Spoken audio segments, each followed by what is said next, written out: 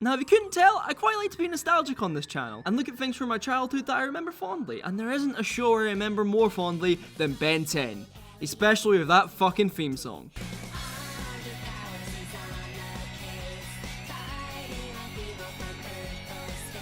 Ben 10 came out on Cartoon Network in 2005, which was 14 years ago. Fuck, I'm old. The show is about a 10-year-old kid called Ben Tennyson. Get it? Because the show's called Ben 10. Who ends up spending summer vacation with his grandpa Max and his cousin Gwen as they tour around the United States in the absolute death trap that is his grandpa's RV. Like, surely this can't be safe for children. Now, Ben is just your average run-of-the-mill kid until one day a meteor comes crashing down near him, and like any normal 10-year-old, he goes running straight towards it.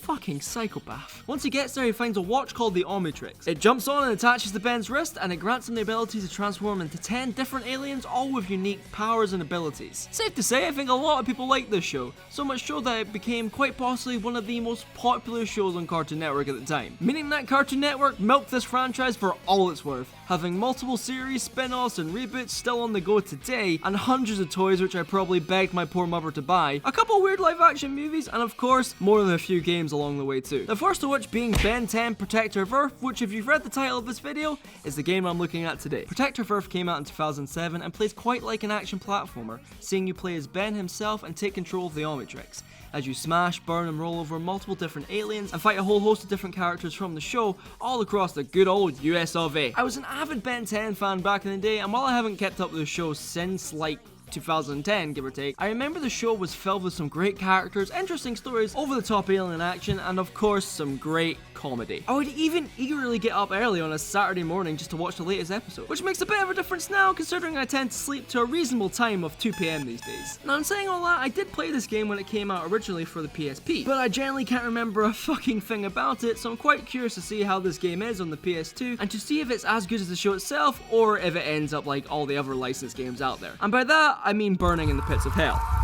So the game opens up with a small robot mosquito thing draining something from the Omnitrix. Then in the morning, Ben and the rest of the crew are woken up by a meteor crashing down next to them. Obviously, Ben wants to go check it out because this kid is a fucking psychopath, but quickly realizes he can't access the Omnitrix or transform into any of his alien forms. However, the second we cut to gameplay, you're able to transform into forearms or heat blasts with absolutely no explanation, but before you can even stop and question it, you're suddenly fighting a massive robot who drops you a crystal which allows you to transform into accelerate. But wait, why did the alien have that inside him? Never mind that shit though, because now some knights have shown up out of nowhere, and then you're fighting a giant robot knight, and then Kevin 11 shows up and kidnaps Grandpa, and then the whole city is overrun by plants, and you're fighting a Tesco value Mario plant. Then Ghost Freak shows up out of nowhere, and you're fighting him in what I can only assume is Luigi's mansion, and then a guy cosplaying as Donkey Kong steals Gwen, and then you're fighting a guy made of fucking bugs, and then you're in space, and I don't know what the fuck is going on anymore!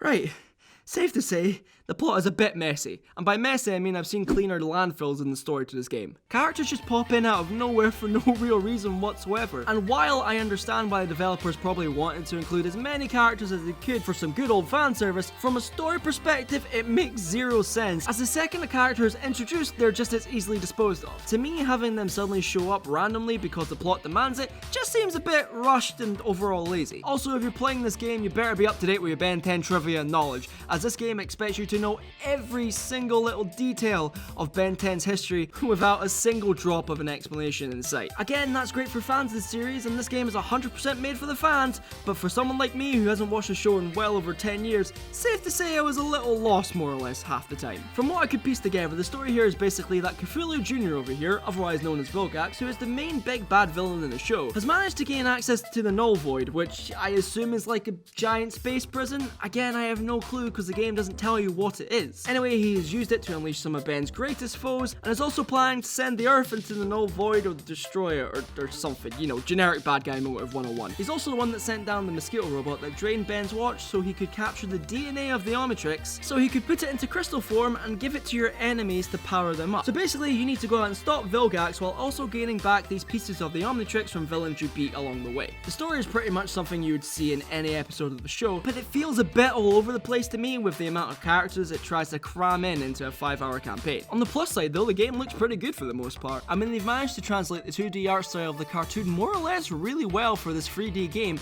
with a nice cel-shaded look. Characters look incredibly accurate to the show, all the different enemies are also well designed and have a load of variation from stage to stage, mostly looking unique and different, besides from a small exception with some common enemies looking the same with a slightly different color palette. And the music in this game is ripped straight from the cartoon. Not to mention all the voice actors from the cartoon lend their talents here too with solid performances, making the game feel that much more authentic. I mean, it's a nice touch having the actual actors voice their own characters rather than getting sound-alikes. One little thing I did notice though is that in certain cutscenes they have the 3D models, or in some cases 2D images, against these flat backgrounds that don't mix well at all. Like, it just looks like someone put a sheet with a picture up behind them. Come on guys, I could do better than that!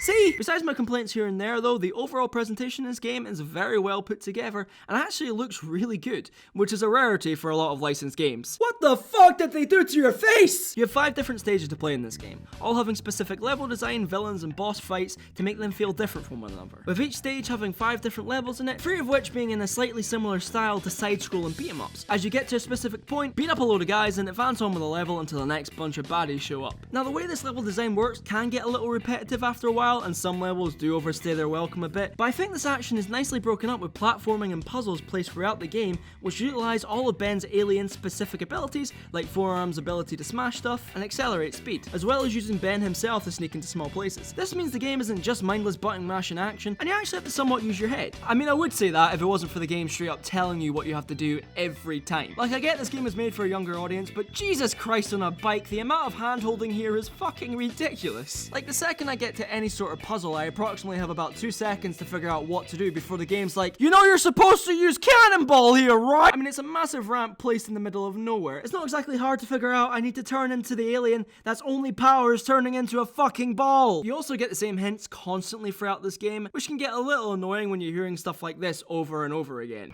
Ben, I've tapped into the building schematics. I think Forearms would help here. Mate, we're in Area 51, and you're 10. Remember, you're never trapped as long as you can turn into a 500-pound alien ball. Right, Grandpa's off his meds again! Actually, on that note, it's probably a good idea to look at the aliens you can play as in this game. Now, you have 10 different aliens you can pick from here. Wait, 1, 2, 3, 4, 5. Yeah, I think you've made a cardinal sin here, game. You see, the show's called Ben 10, not Ben 5. Doesn't really have the same ring to it. To be fair, given the time this game came out, it's a little bit much to expect them to have every one of Ben's aliens in this game fully realized with their own animations and moves. So I can understand why it's only 5, and it makes sense given the story. Initially, you start with 2 aliens to transform into, until you eventually have all 5 unlocked by the end of stage 2. The 5 aliens you pick from here are Forearms, a big red dude with 4 arms, funnily enough, Heat Blast, a walking fire hazard, Accelerate, a speedy boy, Cannonball, a bowling ball with feelings, and Wildvine, a plant. Yeah, maybe you should have added the alien made of diamonds rather than the one that can get taken down by some weed killer. Questionable choices aside, each alien is pretty fun to play as, having tons of different attacks and special abilities you can use, along with combos you can unlock throughout the game. Actually, come to mention it, I think the combat in this game is surprisingly good. Sure, it can get a bit button mashy at times, but I think it more than makes up for it with the amount of cool combos you can pull off. The more into the game you get by collecting these little yellow... okay, I have no clue what they are, but they build up this bar, and when it fills, you can unlock a new and more powerful combo. Each alien also plays differently from the last, meaning that it's actually worth your time switching between them, and not just staying as one alien the entire time. But in saying that, you will find some play better than others. For example, I really enjoy playing as Heat Blast with all his various fire-themed attacks, including turning into a giant fire tornado, and Cannonball putting his slightly stupid ball power to good use, ping-ponging between enemies. On the flip side of things though, I didn't really like playing as Accelerate that much, cause ironically enough, he's a bit too fast to control, meaning moving him about can sometimes feel like you're on an ice level. Which, to be fair, you can see the movement for most characters feels like that, but it wasn't that much of an issue for me until I played as Accelerate. I also never really played as Wildvine, solely down to the fact that by the time I unlocked him, I already had way better attacks for other aliens, so playing as a completely new and less powerful character seemed pointless to me. In general though, I would say each character has their own merits, and overall the combat here is really solid, which is a good thing because you tend to end up fighting a lot. Now obviously the more you play, the more OP you become, but the way the game balances it out, it's quite unique, as the more you use bigger moves, the more your Omnitrix drains until it fully empties and you revert back to Ben, meaning that if you're fighting one of the big fuck-off aliens and you don't watch what you're doing, it might not end so well for you. I do actually really like this feature as it adds another layer to the gameplay, making you watch out for things like red and green orbs dropping, which regain health and refill your Omnitrix, as well as going out to find items that will upgrade your maximum health and Omnitrix longevity. However, this mechanic is fully just thrown out the window by the last stage, as by then you've unlocked master control of the Omnitrix, meaning that it doesn't get drained anymore, you can switch between aliens on the fly, and you can basically do whatever you want as long as you don't run out of health. While we're on the topic of running out of health, if you die in this game as any of the aliens, it just quickly cuts to black. However, if you die as Ben, this happens. I just wanted to go hero. One last time. Well, that's fucking horrifying, and I'm now depressed. But don't worry, there's a way around this, as you have a secret weapon known as the block button. Turns out, all you need to do to stop any alien shooting you, impaling you, or crushing you is just throw your arms up in an X. Works every time. Seriously, the block in this game can stop virtually anything, and you take no damage while blocking the majority of attacks. For the most part, you could just stand there like this and be fine. The only thing that gets through this impenetrable defense are either the big bastards and a few of their select attacks, or any of the main bosses. Speaking of which, the boss fights in this game are genuinely great. Along with the main 3 levels I just talked about, in each stage there is one level solely dedicated to the main boss of each stage, and these boss fights are genuinely a blast to play. Sure, they're nothing revolutionary, but most of them are really fun to play, different, and utilize the gameplay mechanics you have learned throughout the game in satisfying ways. In fairness, they do all have quick time events, but I don't think that takes away from the boss fight that much. One fight that stood out to me the most was the one with Ghost Freak. As the fight starts, he summons in some enemies and possesses one of them, which you inevitably have to fight off, and when he's vulnerable, you open up a curtain letting in sunlight, which damages him. Then he busts through the ground, moving you on to the next stage of the fight, as you have to bounce a ray of sunlight in his direction by moving the reflective shields of these knight statues in just the right position in order to reflect the light into him. And once you've done all that, you've got a normal 1v1 fight with the guy, where you've got to overcome the most dangerous thing of all, these weird tentacle things in his chest. Oh fuck, I've watched enough hentai to know where this is going. These boss fights for me were an absolute highlight of the game, and were always interesting and fun to play, meaning I was never bored while playing them, keeping me engaged throughout. The only downside I can say here is that if you die while doing one of these and go back to the start, you can't skip the intro cutscene, which can be a little annoying when you have to listen to Vilgax for the 4th time in a row. Yes, I had to do this fight 4 times in a row. The last level I'm yet to talk about is basically at the end of every stage you get a short level, which is basically you beating all the monsters from that specific stage as fast as you can. Every level is graded based on how fast you can beat it, letting you unlock cool stuff like concept art and clips from the extra menu. However, in these end levels, if you get an A grade, you can unlock a secret challenge, which is basically the exact same level all over again.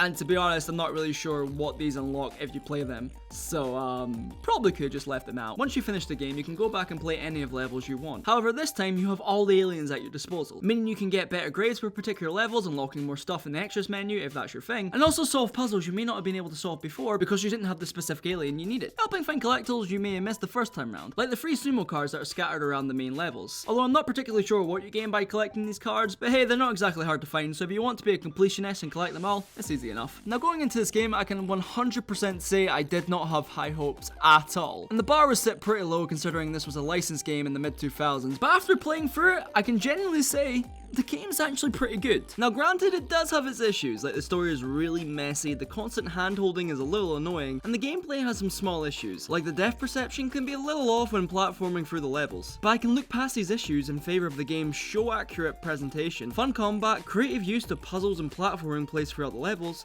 and some absolutely banging boss fights. If you're a fan of the original show, this is 100% made for you, but if you're not, there's still enough here to keep you entertained. Plus, with the game clocking in at only 5 hours long, it makes for an enjoyable ride rather than a sluggish crawl. Now if you enjoyed the video guys, please be sure to leave a like and maybe give me a wee subscribe as it helps me out massively. And until next time, I will see you guys later.